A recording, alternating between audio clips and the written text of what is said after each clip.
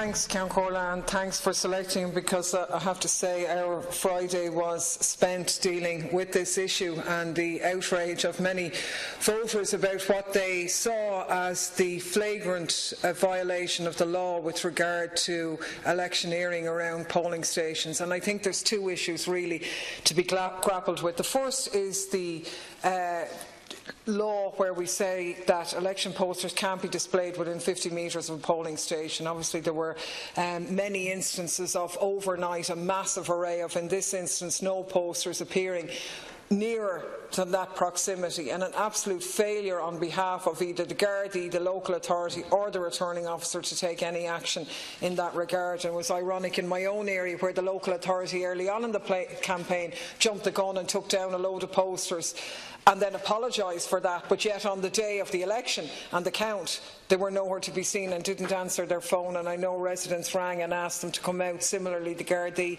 didn't take any action either, and I'm wondering what can we do to enforce the law? Can we have clarity in relation to where the polling station is? Is it the table of the desk where the voting is, or is it the entrance to the building? And have we given any thought to getting rid of posters full stop, particularly in this current climate of the damaging nature of plastics and so on? I really think we should be moving to a scenario where it's regulated like in other European countries, where, for example, you might have one big billboard in a town or village or location that everybody puts up their posters on. It's a communal area that people can go. But the blight on our landscape, something has to be done there. But the other issue that caused, I suppose, even more of an outcry was, I suppose, what could be deemed to be a devious manipulation of the election rules and an inappropriate display of religious iconography in close proximity to the polling stations. Now, I know many of our schools and voting stations are Catholic schools. You would expect to see some symbolism in a Catholic school. However, the reports that we were getting in was way beyond this, that it was actually strategic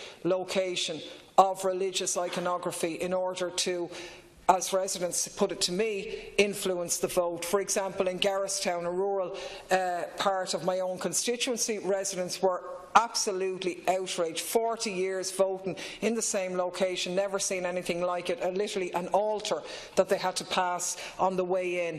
In Booterstown we got reports of a religious statue placed at the entrance. On the Navan Road, where residents normally walk in through the main door of the school, they were diverted around a side entrance where to go in they had to pass a display. In Galway, a resident found a Bible on the polling booth and just where he was getting his ballot paper, and when he objected to the two women saying, they said, "Oh, sorry about that," he went to the guard. The guard said, "Yeah, that shouldn't be there." But an hour later, when his wife voted, the same Bible was still there. The guards didn't want to know, the returning officer didn't want to know. In Salins National School, again, the same thing. Residents very unhappy, had to go past a wall full of hand-drawn pictures of Virgin Marys, and when the resident contacted Kildare County Council, who sent them to the guards sent them to the Referendum Commission, who said it was nothing to do with them, who sent them to the National Presiding Officer, and so on. And it was, in my opinion, there were so many accounts from different parts of the country that it couldn't have been a coincidence. There were just too many. I've never heard that before. And particularly when, say, in Garristown, for example, the resident said to me, "Look, there's a perfectly good hall, a gym hall, where there'd be no imagery. Why didn't they put the desks there?"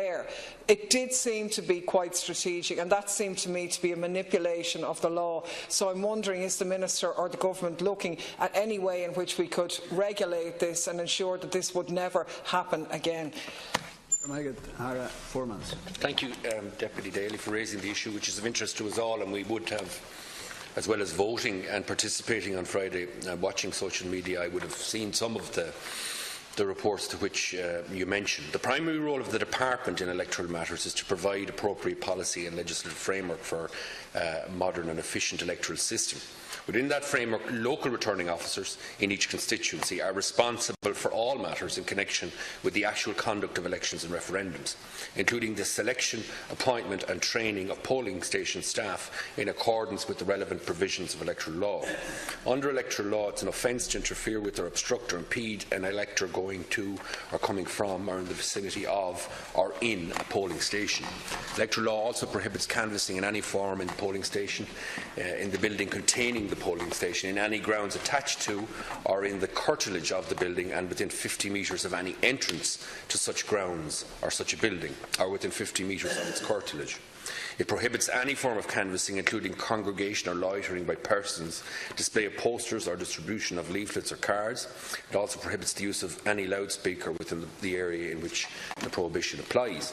Guidance issued to the local returning officers by the Department in advance of electoral events advises that they should ensure that presiding officers are aware of these provisions and of their duty to ensure that they are complied with within the polling station, the building containing the polling station, its grounds and any entrance to the polling station or grounds. In particular, presiding officers should have checks made through the day to ensure that the prohibitions are being observed. The Department's guidance further advises that the presiding officer should also ensure that posters are not displayed within the polling station or the building where it is situated, or its grounds, or on the railings or walls of the grounds. The enforcement of these provisions is a matter for An Garda Síochána. The presiding officer is advised to cooperate with the Gardaí and ensure as far as possible that the provisions are complied with in polling stations and in its grounds, and should bring any breaches, whether within or outside the grounds, to the notice of the Gardaí. Furthermore, on top of that official response, I would have been aware many times over the years myself of situations where posters are too close, and upon being brought to the notice of the presiding officer in the station and the Gardaí, they've always been removed, and that is the law, and that should have been implemented on this occasion.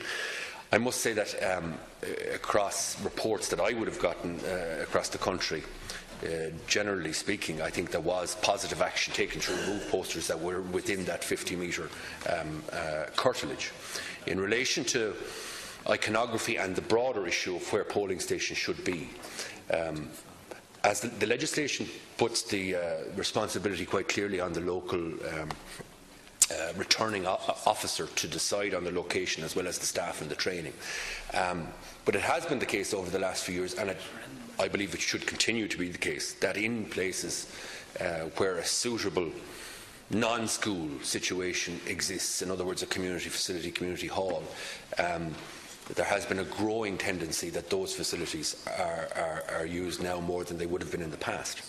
But it's also a fact, and I made a few phone calls around the country, that there are, and it's not just a rural thing, in certain parts of certain large urban communities, primary schools tend to be located in situations where they're easily accessible, and sporting facilities or community halls don't tend to be as spread, I suppose, throughout urban areas, and certainly not throughout the broader rural community.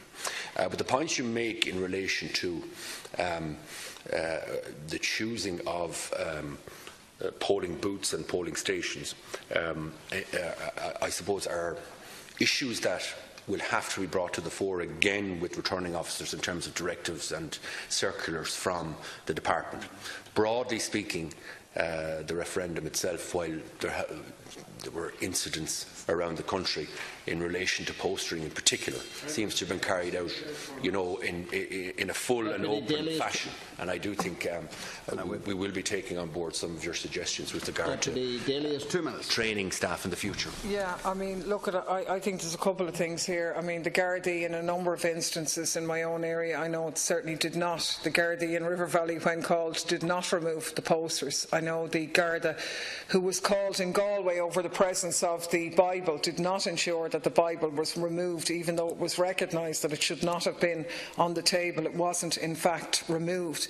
And the interpretation of the legislation was that the 50 metres was to the not from the entrance of the building, but to the actual desk buried in the middle of the building. Had the Gardaí interpreted it correctly, they would have removed them. But they actually not only didn't remove them, but didn't even understand the law, and the returning officer didn't either. And we can't have a repetition of that again. I think it was very, very regrettable.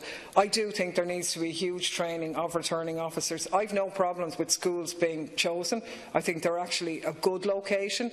But the point is there has to be an instruction to the school that if they're allowing their facilities to be used, we can't have obvious religious symbolism in a sensitive issue like this, and particularly in the instances of the ones in my own area.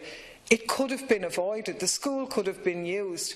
The Catholic iconography in the school could have been protected in its locations where they normally have it. The two didn't need to conflict. It was quite clear there was a deliberate confliction here. Even in my own polling station, the school shares the car park with the church. You drive into the church and then turn right to the school. There was a car strategically parked in the car park with the sticker on the back saying vote. No, you could not drive into the car park without seeing this car that was there all day. So I do think we need to look at the regulations and say it's not just posters. Our returning officers need to be far better equipped, and the schools and the locations that host this important part of our democracy have to be told that's not on. And I would be very grateful if the Minister could take back that we need to revisit the regulations and certainly revisit the education of returning officers. Because they're getting paid for the job, they should at least know how to do it properly. Minister, 2 minutes. Concluding remarks would be, first of all, to thank the staff across the country who ensured that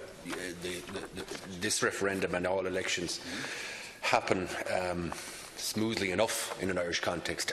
I do take on board the point you're making, though, however, Deputy Daly, in relation to, I suppose, making it clear to the presiding officers what the rules are in relation to not just postering, but postering is one aspect, and in relation to iconography. The Bible issue was mentioned a lot in social media posts. The presence of a Bible is merely for people to make an oath if they so wish to affirm their identity.